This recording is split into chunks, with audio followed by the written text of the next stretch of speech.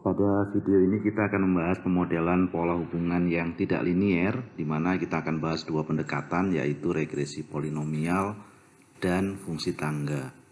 Saya Bagus Sartono dari Program Studi Statistika dan Sains Data IPB University. Telah kita ketahui bersama bahwa kalau kita memiliki dua peubah numerik dan kita lihat hubungannya, bisa jadi hubungannya itu tidak berupa hubungan yang bentuknya linier atau garis lurus, sehingga perlu pendekatan-pendekatan tertentu untuk melakukan pemodelan.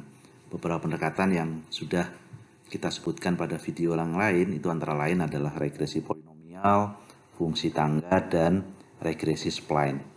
Di video kali ini kita akan fokus pada regresi polinomial dan fungsi tangga.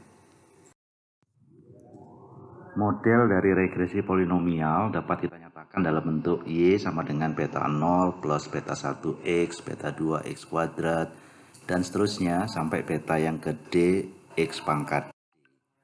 Dimana kalau kita nyatakan dalam notasi matriks Y sama dengan X beta plus vektor error, maka X-nya ini adalah kolom pertamanya bernilai semuanya 1, kolom kedua adalah nilai-nilai dari peubah X, ketiga itu kolomnya adalah kuadrat dari peubah X, dan seterusnya sampai pangkat D dari peubah X pada kolom ke D plus 1. D ini merupakan derajat dari model regresi polinomial, di mana biasanya digunakan hingga D sama dengan 4. Kenapa kok tidak sebesar 5, 6, 7, dan sebagainya? Karena untuk D yang terlalu besar, ini biasanya kurvanya akan berbentuk sangat tidak teratur dan kelihatan liar gitu pola kurvanya, terutama pada bagian ujung-ujung kurva. Jadi sebagai contoh, perhatikan ini misalnya untuk data hubungan antara horsepower dari kendaraan dengan berapa mil per galon jarak tempuhnya. Ini kalau kita gunakan polinomial derajat 7, pada ujung-ujung ini terlihat pola yang tidak teratur, pola yang agak aneh begitu, baik di ujung kiri maupun ujung kanan selang. Jadi ini secara umum bentuk dari regresi polinomial. Sementara itu fungsi tangga ini bentuknya kalau dalam gambar kira-kira seperti yang ada pada grafik ini. Jadi pada nilai tertentu bentuknya mendatar jadi konstan, kemudian untuk kondisi yang lain konstan dengan nilai yang berbeda, dan seterusnya. Bagaimana cara mendapatkan fungsi tangga ini? Pertama kita tentukan sebanyak K buah titik potong, misalnya C1 sampai CK, tentu saja C1 itu nilainya lebih kecil dari C2 dan seterusnya sampai C yang ke K. Kemudian kita definisikan K plus 1 peubah baru. Jadi kalau ada K titik potong, maka akan ada K plus 1 selang nilai, kira-kira seperti itu, dan setiap selang nilai itu kita definisikan peubah baru, di mana selang yang pertama yang berindeks 0 itu adalah fungsi indikator X kurang dari C1. Artinya kalau X kurang dari C1 nilainya 1, kalau tidak nilainya 0. Kemudian selang yang kedua itu adalah antara C1 sampai C2.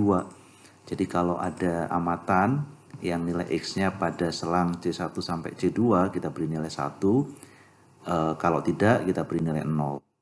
Jadi fungsi I ini adalah fungsi indikator di mana nilainya akan sama dengan 1 kalau syarat yang ada dalam tanda kurung itu terpenuhi dan 0 jika tidak. Kemudian karena itu maka kita akan memperoleh sebanyak K plus 1 peubah dummy atau dummy variabel yang nilainya 1 dan 0 saja. Dan tentu saja peubah-peubah dummy itu kalau kita totalkan, kita jumlahkan, nilainya akan sama dengan 1. Berdasarkan peubah dummy yang kita miliki ini, selanjutnya kita susun model dari fungsi tangga yang bentuknya adalah seperti ini. Jadi Y itu adalah B0 plus B1 dikalikan peubah dummy yang pertama C1, kemudian B2 dikalikan peubah dummy yang kedua, dan seterusnya. BK dikalikan CK, peubah dami yang ke K.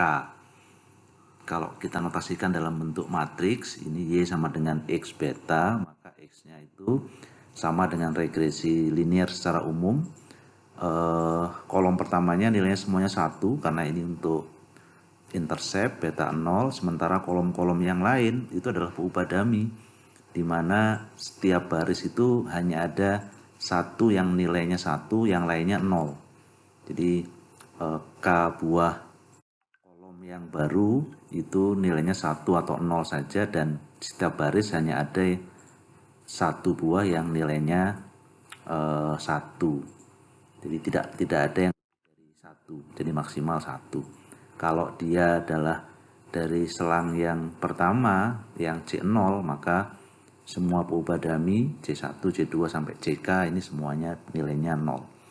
Kalau sudah bentuknya seperti ini, maka metode least square atau kuadrat terkecil bisa kita gunakan untuk mendapatkan koefisien-koefisien atau penduga dari model regresi ini.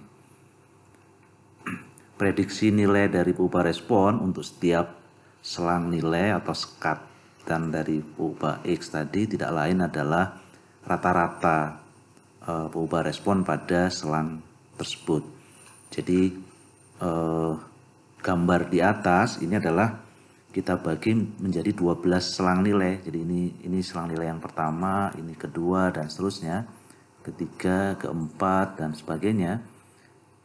Yang di pertama ini tidak lain adalah rata-rata dari amatan-amatan yang ada pada selang yang pertama. Yang di kedua juga begitu dan seterusnya. Kalau nilai pada skat itu umumnya kecil-kecil, maka rata-rata penduganya juga akan bernilai kecil. Kalau besar, rata-ratanya akan bernilai besar. Dengan demikian, koefisien beta J itu tidak lain adalah selisih antara rata-rata selang ke J dengan selang yang ke 0. Selang ke 0 itu selang yang paling kiri. Dan kalau kita perhatikan, tentu saja bentuk dari fungsi tangga ini akan ditentukan oleh banyaknya titik potong. Gambar ini adalah kalau titik potongnya 5 dan kalau titik potongnya 19. Kita bisa lihat semakin banyak titik potong, maka kurva dari fungsi tangga ini akan semakin mulus, semakin membentuk pola yang mengikuti data, tetapi tentu saja ada bentuk-bentuk yang menjadi tidak teratur seperti yang dilingkari ini. Sementara kalau titik potongnya sedikit, maka fungsi tangganya ini penurunan dari satu skat ke skat lain ini perubahannya bisa banyak, dan